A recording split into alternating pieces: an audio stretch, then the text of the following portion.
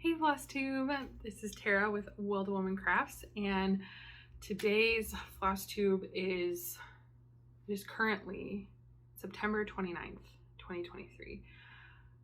What a month September has been. I am in shambles. Sorry, I'm gonna adjust you. I am in shambles right now.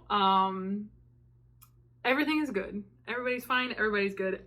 This month just took some turns. So I'm going to start off with a little catch up, if that's okay, because wild. So my birthday is at the beginning of the month. So that was great. Started the month very high, very awesome, very fun. Have some fun stuff to show you related to birthday things. And also for the stitching today, I have so much stitching to show you anyway. It was a prolific month until we kind of went down here at the end. So I have several Halloween starts. I have some Foley finishes. I have crochet and knitting. It was a crazy month. So yeah, started the month with my birthday. Then I went to Seattle for a work trip. That was fun. Great. Loved it. Came back, was just chilling.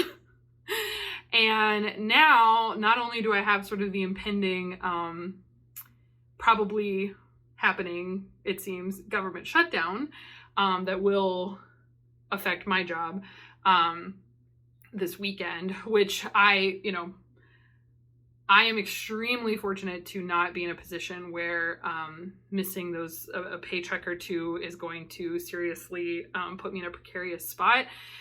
But if anyone out there is a federal worker, my heart goes out to you. If you're in the same boat as me, we got this. So on the one hand, since I'm not in that position, I'm kind of like, oh, it'd be, a couple extra days of stitching, but I have no idea how long this is going to go on for. So that's kind of looming in the back of my mind. And then on top of that, earlier this week, partner decided that a trip to the hospital would be so fun and cute. So he's fine. He's going to be fine. He has acute pancreatitis, which is not something I really knew anything about, but it is extremely painful. And apparently the treatment course for acute pancreatitis is you do not eat or drink anything. And so you are hospitalized, and they keep you on fluids and they keep you on pain meds, and you just kind of got to ride out the inflammation of your pancreas, and they sort of are looking for that and for his appetite to come back. So he went in Tuesday, had symptoms on Monday, but we didn't go see anybody until Tuesday, because honestly, I kind of thought it was like gas. I don't know about y'all. I've had really TMI. I've had extremely bad gas before that's made me think I maybe needed to see a health professional. But this was worse than that. So he went to urgent care on Tuesday. I honestly kind of thought they were maybe going to tell him it was gas, but it was not. So he is still in the hospital. I'm going to film this and probably go work on editing it at the hospital, go spend the night with him tonight. Luckily, the hospital is like under 10 minutes away, so very easy for me to kind of run back and forth, take care of the cats, do what I need to do. Speaking of, the cat has, the princess that he is, any disruption to the schedule, he has a meltdown. So he's been a little rambunctious while I've been around. I will not be surprised if he makes an appearance this video, but I know everyone loves to see a kitty in the video. So with that, everybody's fine. I'm just a little run down, but he's okay. We're just waiting out. His pancreas deciding to get with the program again. So that is that. There's your fun fact for the day. Your not so fun fact. If you get pancreatitis, you have to sit in the hospital, and it could take up to a week. So I don't know. I'm optimistic maybe he'll be out this weekend, but who knows? But maybe I'll be off work on Monday, so we'll figure it out. It's fine. It's all good. So let's get into some stitching, some things that have brought me solace this month for sure. First up, I didn't really know if I should even feature this as a fully finish, but behind me here, last year I stitched Hands-On Designs costume party, And I had mounted it on the board and everything before and shown this, but I had not done any extra decoration. And I finally did a little bow. So nothing too exciting there, but you know, anytime I put effort into some kind of finishing, I want to be rewarded and acknowledged. The second finishes that I have to show you are actually much more exciting. So, like I said, for my birthday just happened earlier this month, and Montana friends decided to kick my butt into gear because I have been talking forever about how for my bird crush clubs, I want to put them in modern hoopla frames. So they bought me 3 of them. So I, just for the sake of like practice, put one of each fabric color in here. So we have our Western Meadowlark, our American Avocet, and the first one, January. Oh gosh, I just knocked it out. Okay, that is a slight downside to these frames. Is because they are so movable, and the sellers. So I'll show you. These are hoop finishes basically. So you finish them as hoops, and then I like to stitch felt on the back just because I think it looks nice. And then you can see you have a lot of leeway to make sure that you can center it, and then you just kind of wedge this in. So it's really nice because I don't feel super stressed about like which birds I decided to put in this color, because I think as I continue to buy these frames, I'll probably get them in some different finishes, but I don't have to worry about it too much because it'll pop right out if I decide I don't want that one for this color. But I do want to see if I can pull off maybe making this my, thank you, cover photo. Great. So let me just, so yeah, that one I dropped and I knocked and all the little wedgies came out. So it's not attached anymore. But, so in the spirit of that, when I went to go buy hoops from Michael's to finish these into, I bought 6, which the lady at Michael's was like, may I ask, what do you need 6 of these for? And I was like, for finishing, and her mind was blown. But so I fully finished the Lazuli bunting, and I just did all the ones on the brown fabric, basically. The American Goldfinch, since I'm totally done with that, and the Lewis's Woodpecker. So when I get frames, I can just pop these in. So the hard part is done with those. So that's exciting, a little progress there. I, as you will see in starts, have not started my October bird. It just kind of got away from me, but that's a-okay. Progress is progress.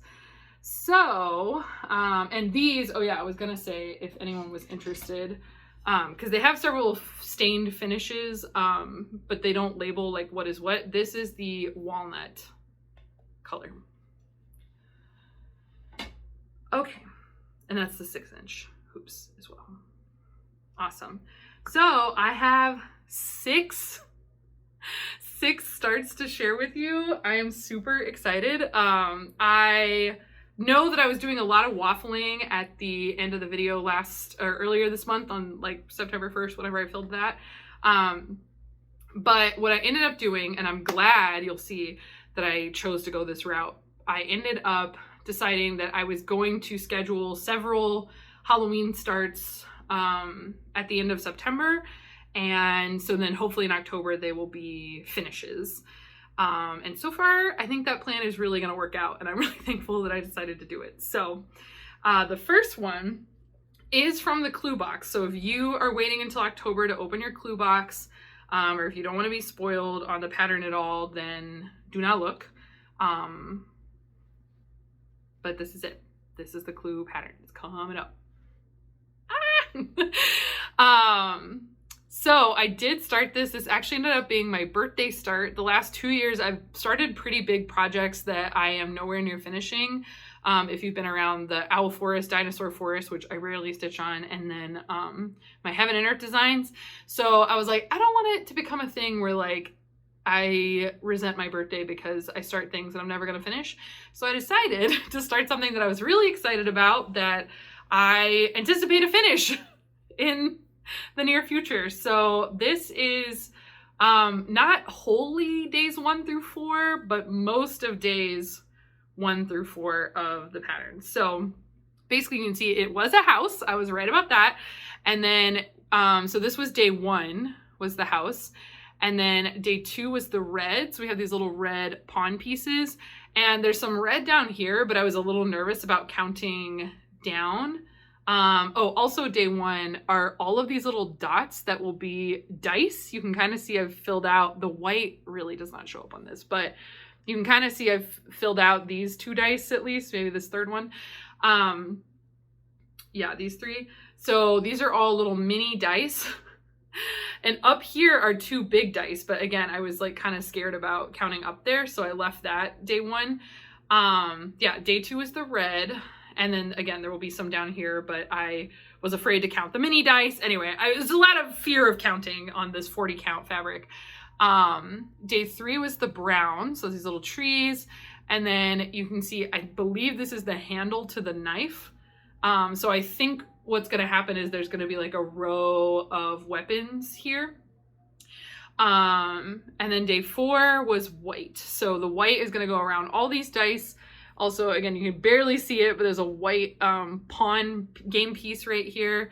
And then I am going to count up from this white piece because that's a little bit closer to the big dice that will be in the corner. So that's where we're going next. And I can come back and add stuff on the bottom once I kind of feel, now that I feel a little more comfortable with these. I don't have the colors in front of me, but the colors so far have been revolver, wrench, library, and the white is the rope. So every color so far has been another clue. So I've been crossing those off on the sheet, and I haven't fully decided, but I think maybe, I don't know. Give me a thought. I know people are so excited about this box, and I'm sorry I didn't like do a more climactic filming of this previously, but I could in October kind of like pull envelopes every day. I don't know. It's exciting. I'm having so much fun, and I did peek on day 5 because the white was not inspiring me since it's hiding so much, and it is gonna be the roof, and I think other stuff down here. So the rope, there's a rope that's filled in down here, there's a wrench, the knife, and the revolver, I think, are what we could see kind of from the pieces that are down here. So all of those I need to stitch up. But yeah, very cute, very happy. Stitching 1/2, yeah, on this 40 count conservatory that came in the box. If you didn't see my last video, I unboxed this box. Also, Leanna Forbidden Fiber Co commented on it, and some of my guesses for some of the items that were in the box proper were incorrect. She had in her item descriptions on that were like the item sheet that was in there, for the clipboard, it said like, use this to study the clues, and the study was like capitalized. So that's actually study. And then the cookie, I said Blondie, and maybe that meant Mrs. White, but it was actually, the cookie is from the company Little Red Kitchen. So the clue is kitchen, which is highlighted on the thing. So anyway, we're back on track with my guesses. So far, like I said, none of the colors have been anything that has required like any deductive reasoning or anything. So we'll see when that happens, what my wacky guesses are, but loving it, having a great time, and excited to get back to it. I hit that very hard around my birthday and then kind of like have dropped off since, but that's okay. My next start, get here, and I organized everything. And so some things are in fun bags. So this is a Willy Wonka book sleeve. I don't have 13 Halloween project bags, tragically. So this is my next start, and this is hands-on design which is Pantry, and I'm starting the eyes.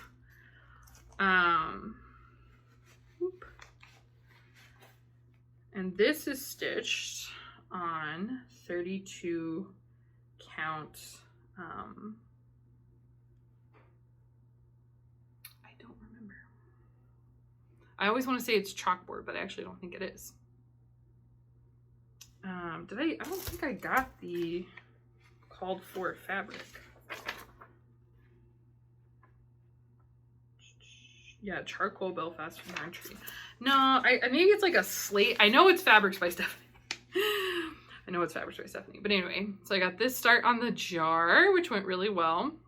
I think this was like 2 days of stitching. Got my eyes on you. And here's my Sleepy Hollow Dead and Breakfast needle minder from my Halloween box last year. So that's going well. And then, yeah, I have hands just on top. So this will be, so all of these that I'm showing, all of these starts are going to be 13 stitches projects as well next month. So they will get more action next month, but these are the starts. The starts with the hopes that they are strong enough starts that they, I think all of the, maybe with the except of the Boddy Manor pattern, it's stuck. But the hope that they become finishes, so, which is Pantry. Then, oh, I was so excited about this one. My next start, in not an exciting bag, my Marie Kondo bags, was my metal bookmark. And this pattern, I'm going to show you because I actually did a little designing, y'all. So this pattern is Spells and Potions by Tangled Threads and Things. So the pattern was a good width, but was a little tall for the bookmark area. So I went in to Stitch Fiddle, as I've heard a lot of the girlies using Stitch Fiddle. I did cave and paid for like a month because while it is free, it's one of those things that I feel is sort of unusable in its free form. Like, it's just extremely frustrating because you can't like move, you can't do anything other than whole cross stitches. There's like limits on design size. Like, it's just, it was worth the $5 because I did this and I had one other thing that I needed to design. So that kind of also lit a fire in me to just get that done this month. But here it is. It's so shiny, I'm sorry. But so yeah, this bookmark came in a box, I believe, last year, that same Halloween box the needle minder came from. And so yeah, I basically just dropped several of the books, but kept the ones that said Spells and Potions, obviously. And I think I changed the color of one of them. I don't know. It's in the spirit. And then I was able to keep the little spider, but he's a little bit lower, and the cauldron. So I left just enough for me to stitch. There's probably just over 100 stitches of this left. So all of the little smoke on top. So that is the plan, to stitch on that. So this will be a very quick finish, I think. I could have finished this the night that I started it, but I left it intentionally. Am I gaming the system a little? Yeah, but it's my own system, so I can game my own system. There's no rules. And that was from just Cross Stitch 2022, the Halloween edition. So that was fun. I did have to stitch, if you have that or are looking at something like that, I needed to use a size 28 needle. Anything bigger than that, 26 made it through, but you had to kind of like pull it at the eye. It was a little bit big, and 24 will not go through. So got to be 28, which I don't stitch with 28 super often. I had like one pack. So there you go. Pro tip there. Next up, let's go. This bag is chock full. This is an 805 stitcher bag. Because there's so many things coming out of these two magazines. So this first one I'm going to show you on this fabric is Nightmare Before Coffee. And I think in the interest of time, I'm gonna just have a picture of what the finish is. This is one from Just Cross Stitch 2021. And this was a request from my sister all the way back then. And so now I'm doing it. So again, great progress. We have Nightmare Before. We have the little swirl and the start of coffee here. So as you see in the picture, I really just need to finish the word coffee and do the cup. So very happy with this progress. And this is 32 count Soul from Jackson Fabric Arts. And I actually won this from the Seattle Stitcher last year. And I remember in her note, she was like, I don't know if you'll get any use out of this. I put 2 patterns on it this year. So yeah, this was the start. All the called for DMC, love the fade. I initially was worried that the yellow might blend in too much, but I like it. And then on the other side here, from this year's Just Cross Stitch magazine 2023, we have Unwelcome Sign. Oh, and sorry, Nightmare Before Coffee was designed by Barefoot Needlearts. Unwelcome Sign is designed by Frony Ritter Designs. I might have overlapped with, hold on. No, Sunny Lofstrom. No, Frony Ritter. I had that right. Frony Ritter Designs. And so since I have this open, well, whatever. There's 2 tombstones that go here that say turn back. And then I finished the gate basically. And then on top, it'll say abandon all hope ye who enter here. So again, kind of left the letters and the tombstones for myself. And I did make a substitution. The letters, there's in the gravestones, it will have the letters, the words that say turn back. And they called for Krynic glow in the dark, but I have some DMC glow in the dark. So that is what I will be using there, which I am perfectly fine with. So little swap there. And then lastly, this was my start today. Very exciting, which this also came out of this box because this is also out of the 23 magazine, right? It's the pattern immediately next to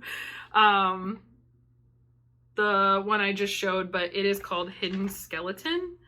And I think I showed this last time, but I'm excited because now if the concept was not there before, you could really see it now. So as you can see, I'm stitching a skeleton, but the finished pattern is this ghost. So this is all glow in the dark DMC, and the rest of the ghost is just blanc. So you will only be able to see the skeleton when it's glowing in the dark. How cute is that? So I'm stitching this. I also just got this needle minder in from Fiberlicious. I am obsessed, little mushroom ghost. Yeah, so this is that. And I'm stitching this on 16 count black Aida that I got from 123 Stitch. I ordered 3 cuts of black Aida for all these projects because I didn't know what size I wanted to do anything on. So I ordered 16, 18, and 20 count Aida. Because after Twisted Rainbow Sampler, I was like, no more black, even weave linen. I don't care. It's Aida all the way when it comes to black. This has not been bad, except for that stitching on that glow in the dark thread. It definitely has a little bit different texture. But other than that, the Aida's been great. So nice little start on this today. Love it. And this one is Sunny Lofstrom. Sorry, I should say. That's what I was reading about. This is designed by Sunny Lofstrom. And I always list everything in my description if you have any questions, and you can always chat me up. I love to chat about cross stitch or anything else that you want to chat about. Great, those are all of my starts, all 6 of them. Crazy. And then I do have for you 3 works in progress, but one of them I'm not going to show. I technically stitched on my Astronomer, but it was like 200 stitches for a stitching challenge, which we'll talk about in a minute. I decided not to get it out. There's too much junk over here anyway. So that was technically a little bit of a whip, but most excitingly, I'm gonna see if I can kind of unroll this a little. I finished the band I was working on my Twisted Rainbow sampler. And I started the next one because the specialty bands always go better for me. Let's see, so if I kind of pull it, I don't want to take it off the scroll frame.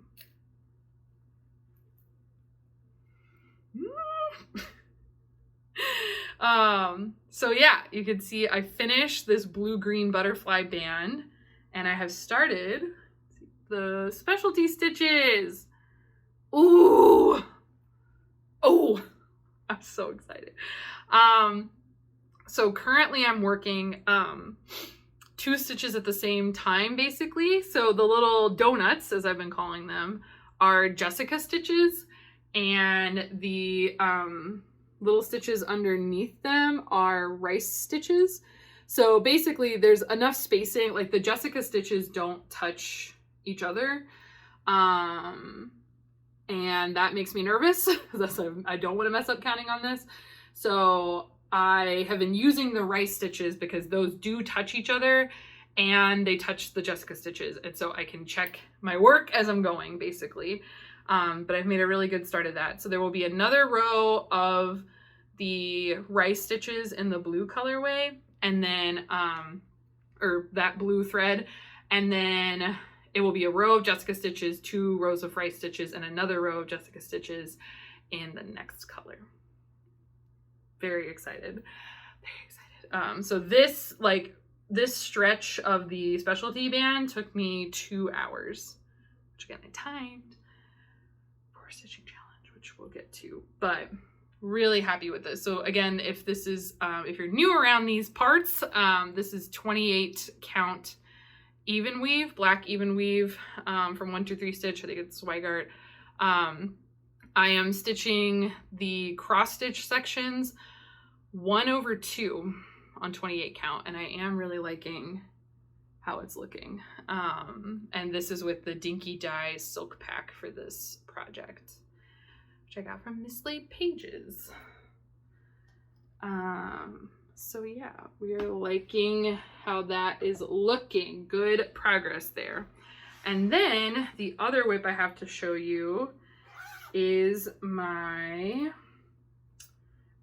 Pirate Quaker. I made a little progress on this. Took the key snap off. So here we go. Yeah, let me get this a little out of the way. So I filled in all of this motif up here and did this entire motif and the little skull. And I think that's where, that's what's new since last time. And I started up on, there's a motif right here. So this is the width of the pattern. It's nice and compact. Love to see it. And this is a design by Bendy Stitchy Designs, and it was in the Pirates stitching box, the Pirate Stitch box from Starlight Stitchery. Show you. I am using 36 count Cafe Misto by Fiberlicious Yummy Fibers, and the white is not really showing up. I will say that there is a there is a skull there, if you couldn't tell. That's fine. I've made my peace with it. So this is 36 count. I am stitching this 1/2 as well. My first Quaker. And the needle minder came in the box. So liking how this is going, and I have full confidence that this will hopefully not languish as a whip for terribly long. It's probably gonna have to wait through October for sure, but it's been going well. And this one is in a beautiful dragonfly bag that I won from the Gilmore Girls retreat. So Laura Landis made these for the prize winners, and I love it so much. Amazing. Okay, so that is all my works in progress. As far as plans, so I'm trying to think of how to discuss this. So basically, this past month, I joined a new Facebook group, new to me, not new in general, called Fandom Stitching Central, I believe. And they've been around and they run all kinds of challenges and make it a team sport. And every year it seems they pick an annual theme, an annual fandom that they base the challenges off of. So it's not really that you have to stitch on anything related to the fandom. It's just like the way they phrase things are based off that fandom. So this year, the fandom is Lord of the Rings, which I've not read the books or anything, but you know, it's cute. I like it. And like the movies, all that. So I've joined, and you can play solo, but you can join a team. So I joined the dwarf team, and it's been fun. And so they have, for like any given day of the year, there's a weekly stitching challenge, there's a monthly stitching challenge, there are book and movie challenges, like if you watch certain like properties or read the certain books or whatever, there's challenges for that. And there's an annual challenge that's running all year. It's a little overwhelming, I will say, but you can do as much or as little as you want, just like anything else. So I have kind of added that on, and that's why, like, some of these things I was like, I stitched on Twisted Rainbow Sampler for 2 hours. And that was because doing the specialty rows, I don't really, like, they have rules. I think it's like for every 2, stitches, you can count that as 1 cross stitch. But those specialty bands, like a Jessica stitch has basically 12 movements. 24 movements really, but it ends up being sort of like 12 ups and downs to make that. So I think by their logic, that would be like 6 stitches. And then the rice stitch obviously has a lot going on. I don't want to count it. I don't want to count it. And so you can meet goals either by like time, for the weeklies at least. You can meet goals by time or by stitch count. So for those, I've been doing just 2 hours. And for these smaller ones, I've been counting 200 stitches with my handy little clicker. That's been my best friend. So it's fun. I do like it. It like I said, it is a little overwhelming, and I think I'm not sure how much I want to participate next year. The fandom next year is Disney, which I do love Disney. But I think like if you wanted, you could have their challenges sort of dictate your entire stitching life. And I think that's really fun. And it's a great community, like I said, and joining the team, like I got added to their little Facebook chat. And so I get to see what's going on in there. Great place to ask questions. Everyone's been super friendly. However, there's so many challenges, events, things that pop up throughout the year in the Stitchy world, which I love, that being super aligned to that big of a challenge feels rough. And like, I wouldn't feel so strongly that I needed to keep participating if it wasn't for being on a team, because it's like, which again, no one comes for you, but it's like, if you're on a team, I want to contribute. So for right now, at this time of year, I think for myself and I think for a lot of other people, it's a really like prolific time of crafting. When the weather starts to turn, it gets a little cooler and we're inside more. I think it's a really prolific time of year and seasonal stitching and all that. So it's cool right now and I'm having fun, like I said, but I don't know how long that's going to be a driving factor in my stitching. But for now, it's fine. Which brings me to part 2. So what is funny, and I am very glad that I did all this planning with my 13 different Halloween projects, is they announced the monthly challenge for October, which is either stitching on 13 different projects in Halloween, which I already was planning to do, so check. And then they said, or you can stitch on one project for 13 days, and if you do both of those things, you get 500 points for your team. And to be honest with you, I don't even really know if there's a prize. I think it's just like honor and glory, which is cool. I honestly think that that's like the best, because if you raise the stakes any higher, then I think people can get a little weird if you have big prizes and things like that. So I think it's all for fun, for the glory, the title, whatever. But anyway, you can earn big points for your team. And for a little perspective, like on any given weekly challenge, the maximum number of points you can win is like 20. So 500 is quite a few points. So I feel like I kind of want to go for it, especially since, like I said, I feel at least committed to this team till the end of the year, and I have not been contributing all year. So I think my plan is to do all my 13 projects and then stitch on Clue for 13 days. So thankful for all of my prep. Shout out to me. I made it possible. Hopefully. We'll see if, someone wants to hang out in the hospital for another couple of weeks. Who knows? He won't be in there for a couple of weeks, but it's, yeah, I'm excited about that. So those are kind of big October plans, which I went through all my projects last time. And then, also speaking of things cropping up that you weren't planning on. So Black Needle Society is launching a humans versus zombies game for the first time. So they are doing a humans versus zombies stitching challenge. And this is a game I did not play growing up. I don't know. I mean, I know that Halloween is probably biggest in like US, North America. So I don't know. I'm sure there's like iterations of this game across the globe. But apparently in real life, if you were like with a group playing this, one person, in the group, one person starts out as a zombie and everybody else is a human. And then basically you have to tag people zombies have to tag humans to turn them into zombies. And you try to be like the last human standing. Katie Landis of the Black Needle Society mentioned that this was something they played in college, which sounded really fun, because I think they made it like a week-long event. Like it wasn't like you showed up in a field and were playing tag, you know what I mean? It was like, there's a list, who's playing, who's the zombie, and so they would like track these people down. So that's very cute and fun. We are not doing that.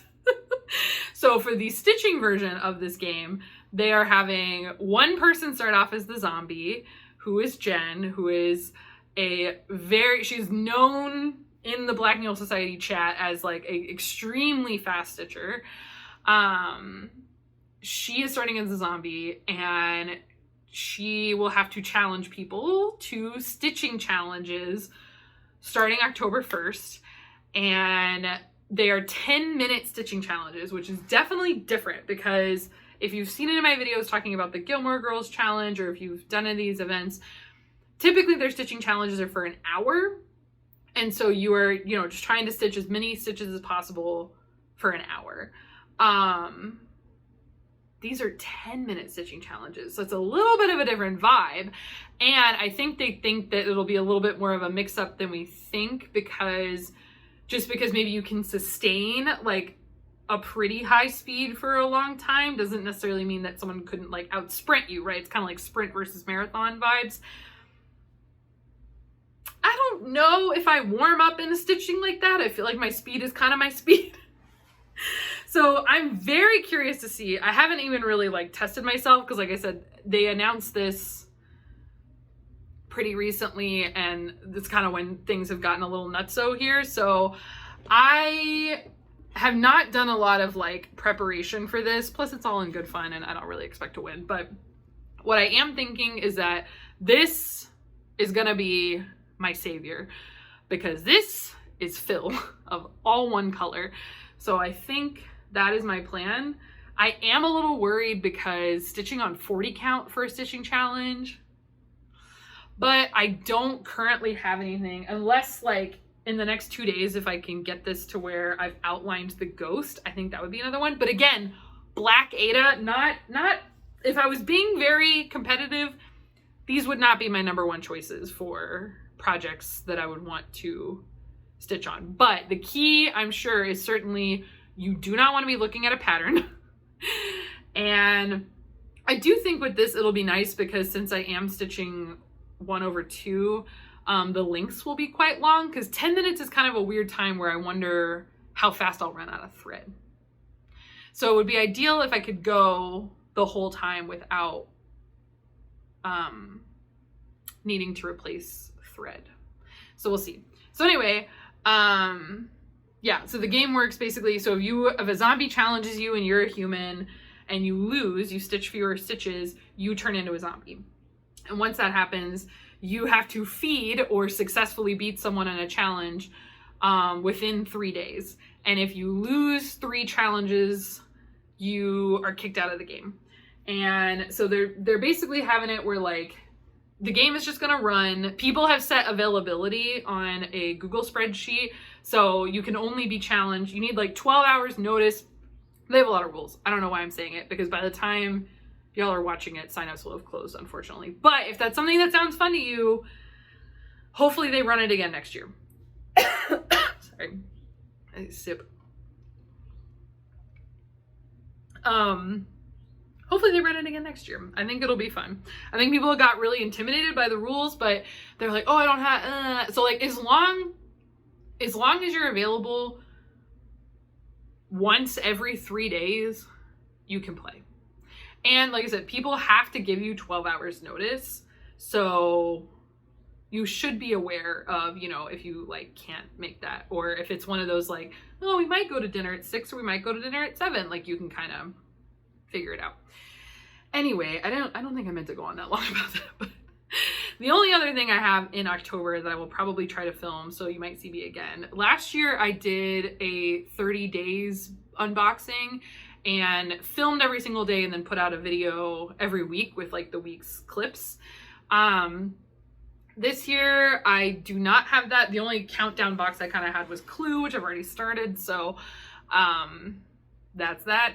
And but I also got the Autumn Lane Stitchery Halloween box this year. They launched their first box last year and it was very cool. And this year they're doing it even more pared down. So I thought it would be a good thing to try out. I do like Autumn Lane Stitchery, and they specifically were marketing that this was supposed to be a very pared down box, more cost effective. So it was an $80 box. I didn't get the artist print version. So I'm very curious to see like what's in there, since I kind of like to, you know, like the price compare. There's a lot of boxes going around these days, so it's just interesting to see what people are offering. So that will come in. I will probably film that unboxing. Okay. Now we're gonna go on to just a little like kind of haul, I guess, haul, gifts, whatever. So the first thing I did want to shout out is sorry, that's like flu. I have purchased the Notion stitching template put out by Stitchy Natty on Instagram, and it has been a fun time. It has been a very fun time. It has been a lot of work. I've seen several people talk about it, and I know that Nati, that's how you pronounce, and Michelle of Michelle Bendy Stitchy filmed a tutorial that they're gonna put out. So I'm sure that would be more comprehensive than anything I could really share on it. But I have really been enjoying it. It's really motivated me to bother counting stitches on my paper patterns, because a lot of these are paper patterns and I usually just don't bother. But I like having that information when I can. So it's motivated me to be a little bit better about counting those stitches. And it's very fun because then you can get the app on the phone, on your phone. And so every day I can just kind of like, and it's encouraged me to take more pictures, because then I put the picture in on the daily stitching with the stitching number of stitches, and it's very satisfying.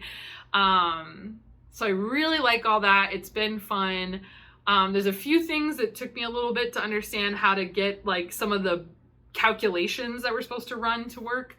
But it's really not bad. The biggest thing has just been entering all that data, and I'm honestly not done.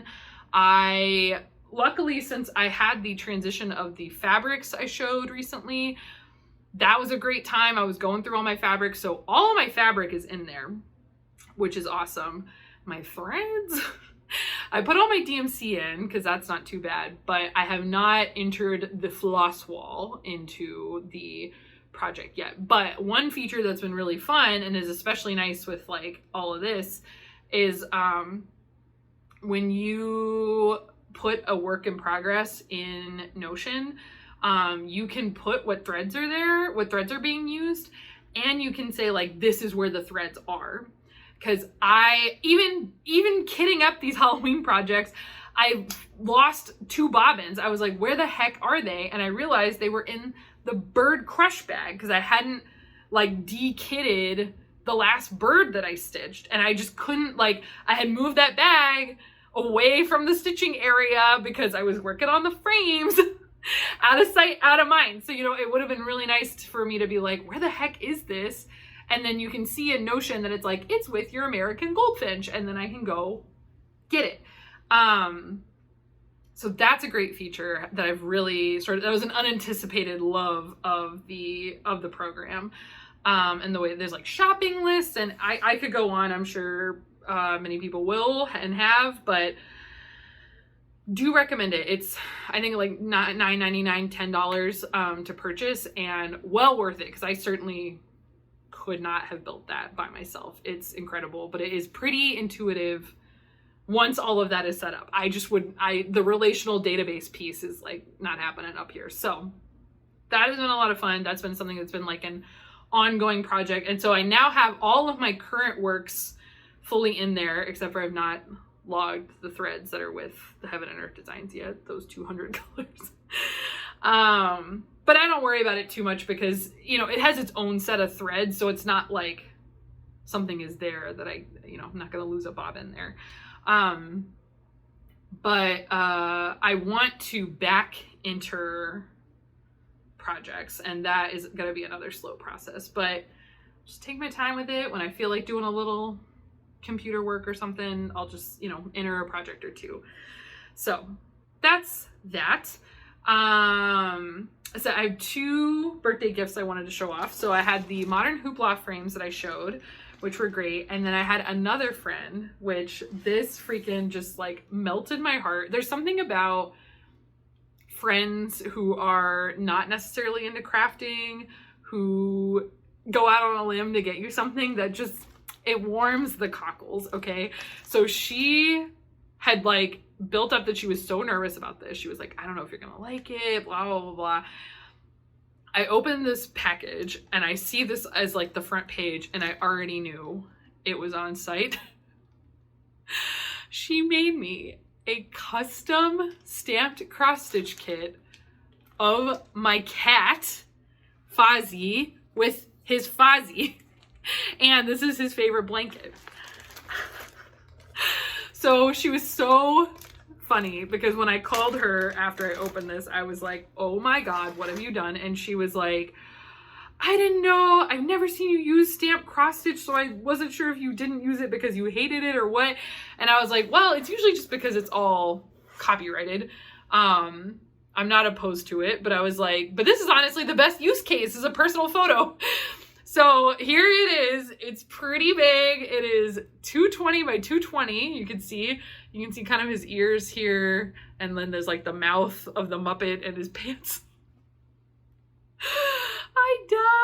I freaking die. I wanted to start this. I thought about this as a birthday start, but it came a little bit after my birthday actually. But I was like, I need to start this right away. Deep breaths, not yet. But I do want to start it. It has 32 colors in it, which I feel like is not bad, as maybe my mind is like soiled from my first full coverage having 200 threads. This is the thread they sent. I don't know if this is, I see people, who've ordered on Amazon before, and I think they call it CXC. Does anyone recognize these labels? Can you tell me what these are? I'm not too worried about it. I will probably use these. I mean, they're already in here. And yeah, the kit came with like thread drops. I don't know if I'll use these either, but nice to know. It came with everything. It had like needles, some little snips. Very cool. I love it. It's so cute. I want to stitch it, but I just started 6 things and I have 6 more things to start. It's fine. Actually, 7 more things to start, maybe.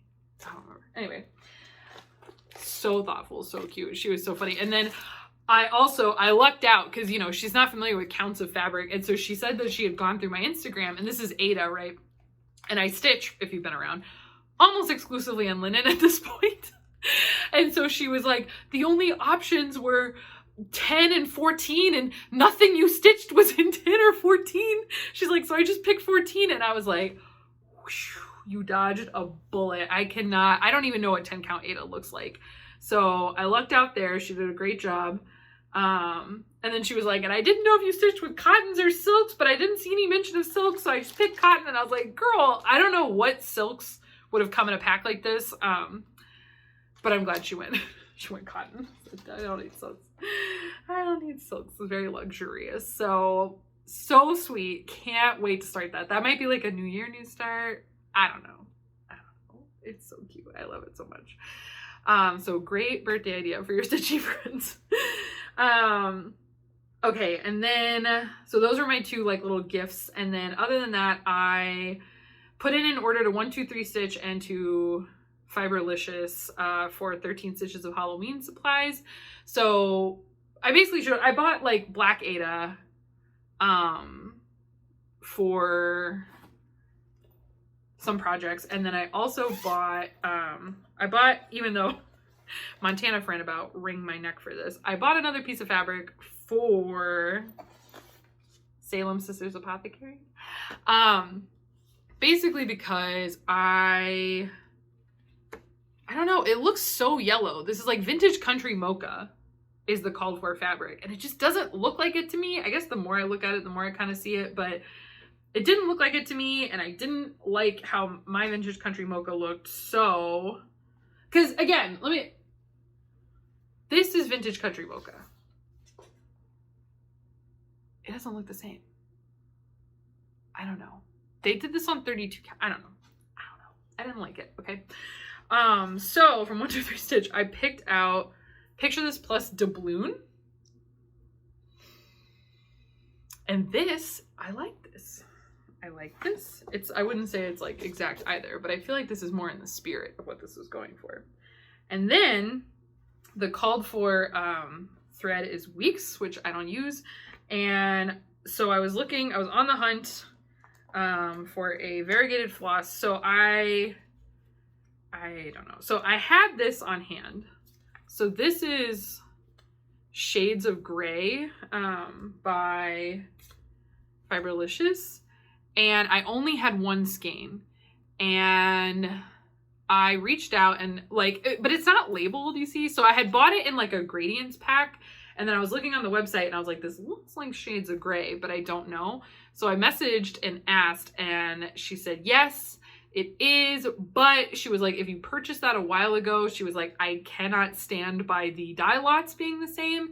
So she was like, if you're gonna order 1, I would order 2 to make sure, because this calls for 4 skeins of Weeks, which are 5-yard skeins. So these are 10-yard skeins. So I needed 2. So anyway, so I just got in yesterday the new Shades of Gray, and I feel like they're so much lighter. So like, I mean, good advice, but like these, I mean, you can see the tips. This got to like basically black. These don't. But I did a little test stitching.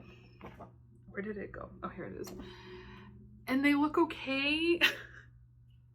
They look okay. So this on the top is the original skein, and this on the bottom is the new skein.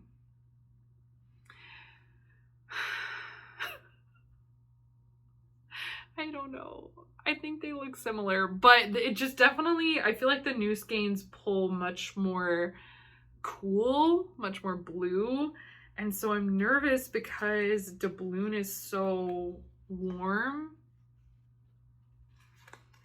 But I think I'm just going to go for it. I think I've completely overthought this into oblivion. And I think I'm going to go for it. I'm sounding like my cat now. So that's on that. I don't know if I would recommend Shades of Grey as a variegated black anymore. But like I said, the original one, it just pulled very black. That's fine. That's how she goes. So this is kitted up from haul this month. And yeah.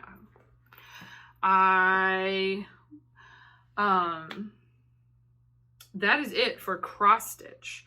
So next I'm going to show my other crafts, which like I said, I have a little crochet and a little knitting. And then I do have a little video game rec, since I thank you everyone for the super nice feedback about that, by the way. I'm so happy about it. But I also have a little like Halloween podcast rec as well. So stay with me if you want. If not, you have completed the cross stitch. Happy October. Catch you next time. So for other crafts, I, around my birthday, also wanted to start my most recent Woobles kit. And, you know, in honor of the last days of summer, Strawberry, the axolotl. So if unfamiliar, an axolotl is a salamander. So she's kind of got these little fun ears, and they are very cute, and they almost are like translucent pink. So I love this kit. It's probably the last Wooble. Well, never say never, but this was the last one that I was like, if I see it, I'm going to get it. And I completed her summer toy pack. So she has a little life preserver. Okay, hold on. It gets better. The sun hat. Shut up, bow. And then she has a little beach ball, as well as a little bucket and shovel, a little trowel here. It's so cute and floppy. So yeah, her little pail. She has a little handle on it. And then last but not least, well, actually, last and least, it also came with a baseball cap, but the baseball cap is not giving. It's definitely sun hat. So very cute, very happy with that. So now she can join the squad, and there's enough accessories that everybody can get dressed up for summer now. Amazing. Now, knitting. Okay, it has been a while since this made an appearance. I'm probably gonna have to put a picture up again, but I started, I don't even know when, earlier this year, last year, not sure, the Starfighter scarf out of this Knitting the Galaxy book. It is a double knitted scarf, which I've never done before, and it has really been taken everything in me. But I flew to Seattle, like I said, and that was a direct flight. So that was like a 5.5 hour flight, and I had a lot of time. And I don't cross stitch on planes well when there's anyone sitting next to me, because I feel, for whatever reason, cross stitch is wider than knitting. Like, I feel like I can knit very close. Cross stitch, I just feel like, you know, between like scissors and threading and the threads and the pattern, and like it takes up too much space. So I don't prefer to do that. So I prefer knitting. So I had a long time on the plane, a long time to focus, and a lot of podcasts. So here we are. And just in case, so I did mark this. This is the last time you saw it. So I finished. This pattern is basically written in like picture charts. So there are 4 charts, and you go through each of them once, and then you repeat the whole thing. So by getting through one chart, I am an 1/8 of the way done.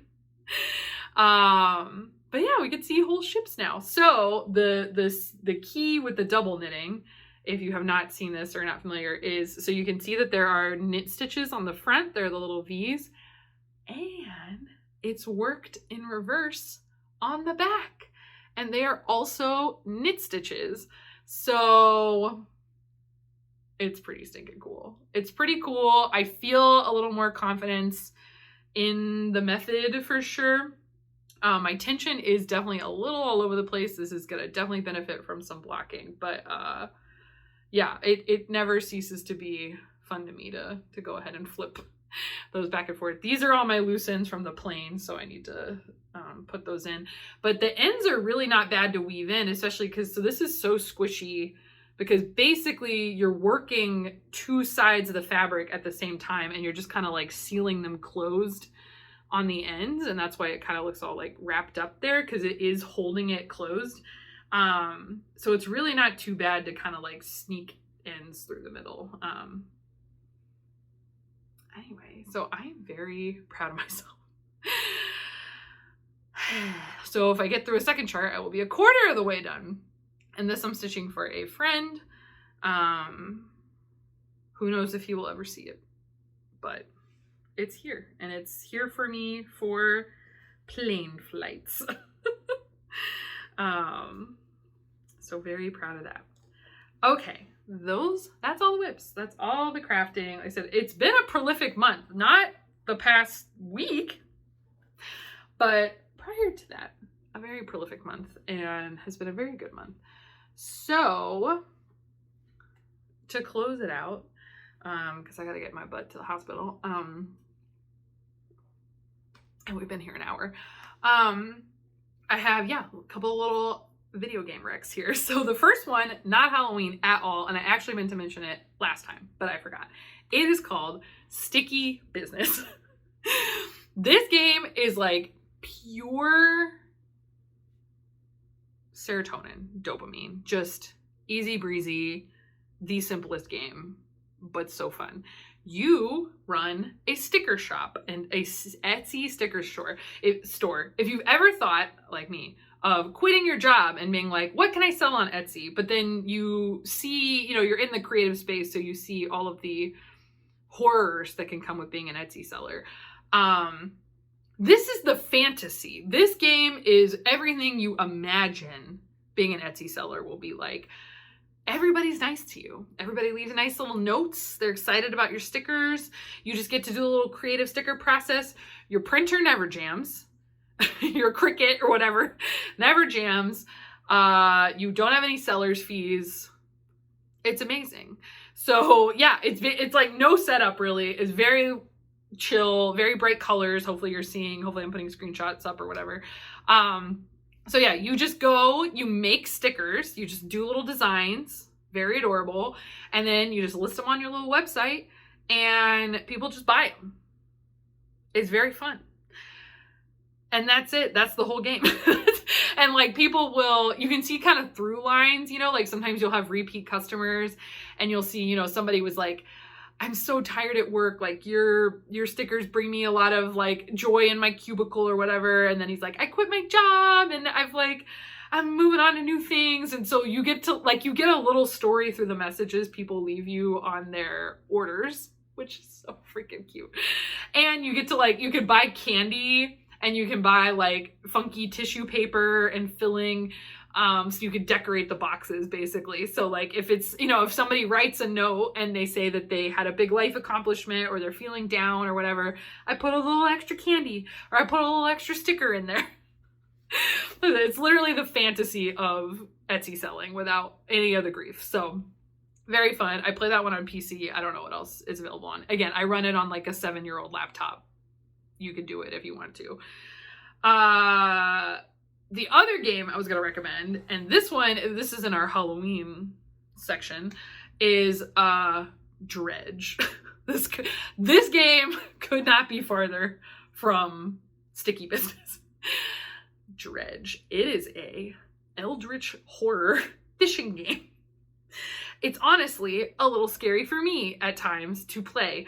I played this game with my friends while I was visiting Montana, and I largely needed like the support of my friends to be like, get your butt out there, we're going fishing.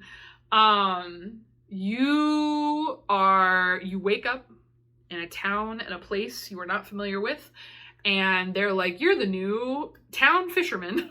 You are supplying food to the community.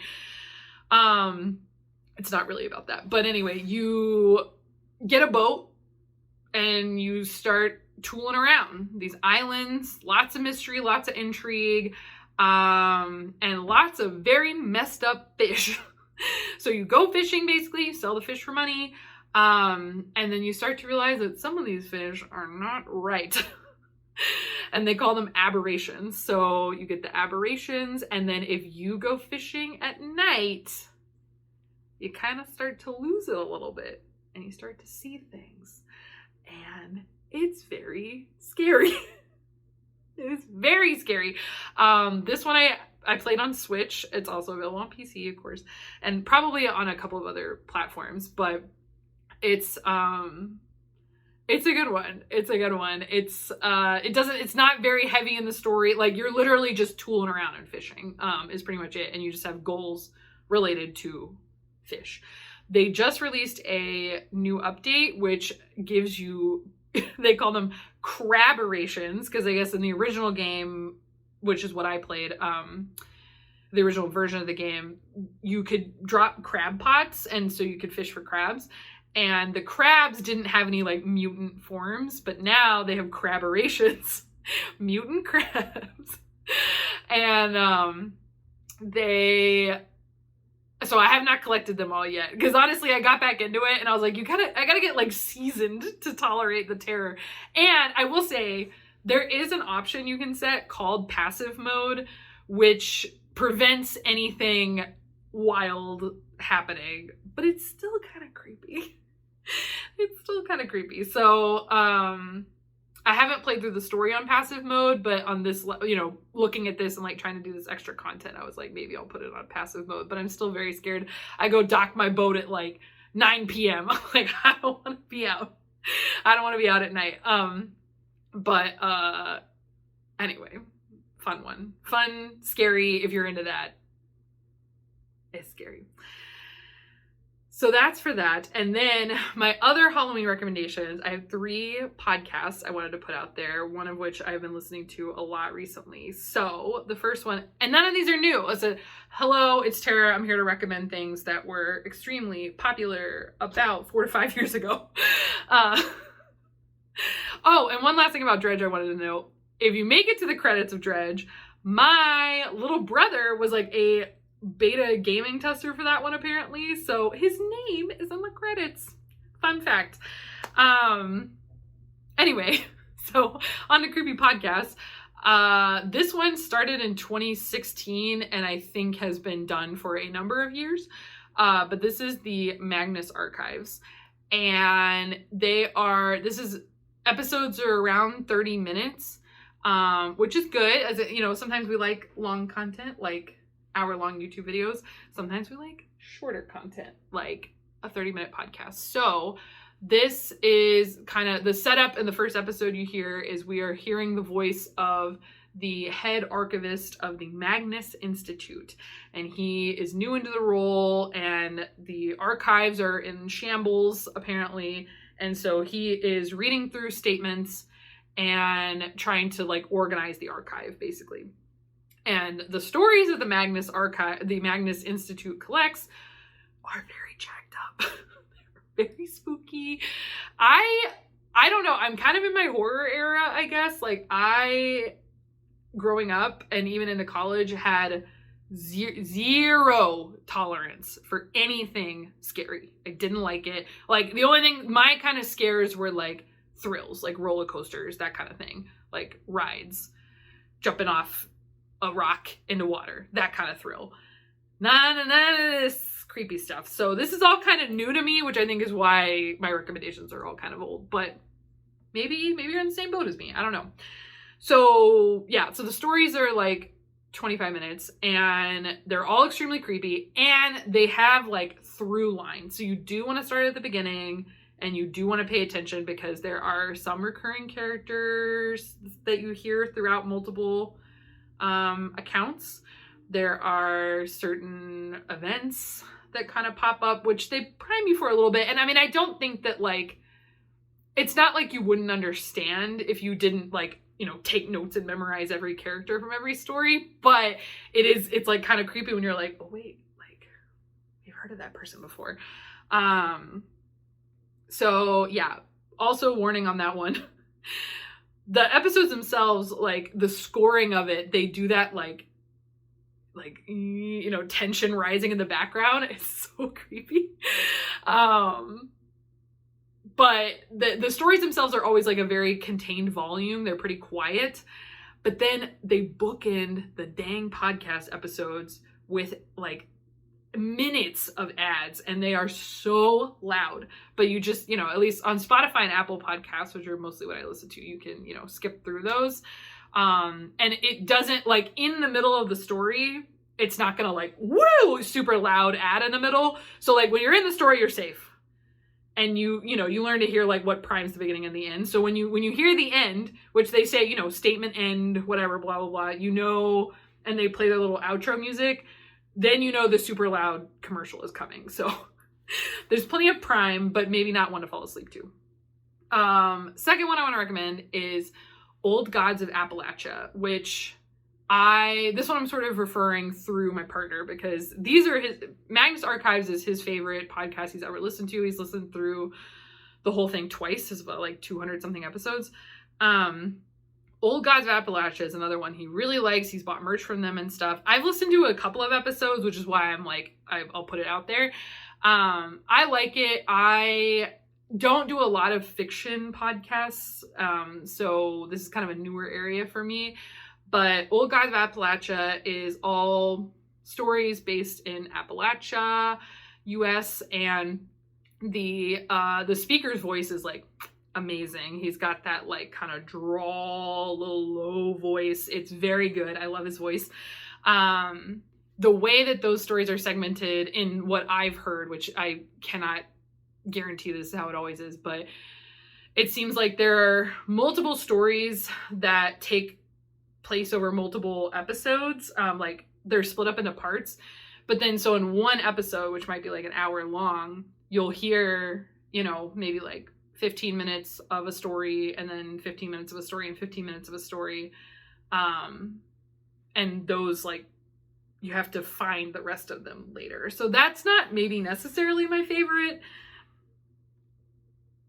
setup, but just putting it out there. It's another one that's got, I would say Magnus Archive has some like really horror-y type things that it's describing, but it's like, it's so calm, like the way that he just, you know, he's just like reading these statements. So it doesn't seem to be getting to me too much, but some of it is like nasty. And there's a lot of, do a lot of little content warning searches if anything is too creepy for you. But Old Gods, again, I haven't listened enough to be sure, but I don't feel like there's as much like horror in there, maybe, I'm not sure. And then lastly, I was going to recommend Criminal, which obviously is my favorite podcast. And this one I would say is definitely more in the like lighthearted realm. It is about crimes every episode. And the episodes have gotten longer. I feel like when the show started, it was like 30-minute mark, but they've gotten longer. They're maybe like 45. But they're all like stories, and there's a lot of them are honestly kind of like heartwarming, or they kind of like maybe highlight like a little bit of injustice or something.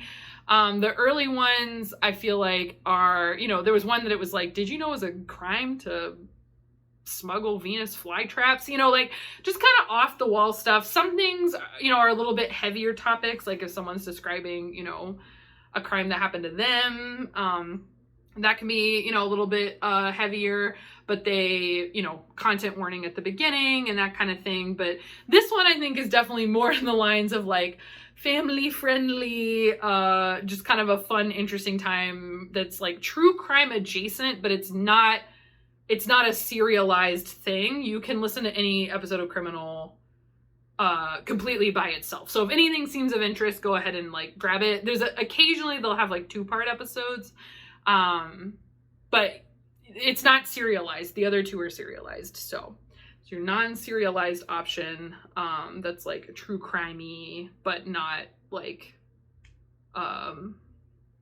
what's the one? Serial. Anyway, okay. It was kind of nice to do this. It's kind of nice. It's been a crazy couple of days. I've been very lucky that his parents live in town, so we've kind of alternated like who is sleeping at the hospital. So nobody's had to do 2 nights back to back, which has been nice because, you know, as nice as like sleeping like a little prawn, a little cocktail shrimp in a crappy plastic chair is. It does not do wonders for the musculoskeletal system. But I'm happy to be there for him. Even though, like I said, at this point he's like, no, I'm fine, but I don't want to leave him alone at night. So we'll be there tonight, I believe. So with that, yeah. Hope you found a little something fun in here, and I will see you, I guess, maybe mid-October. Like I said, hopefully when the box comes. I don't know when they're shipping that box, but I think it should be soon. But yeah, I'm excited for all the October stitching. I got a lot of great projects. So you saw 6 now, and so I think you have six more starts to come next month, maybe 7. That's crazy. That's crazy.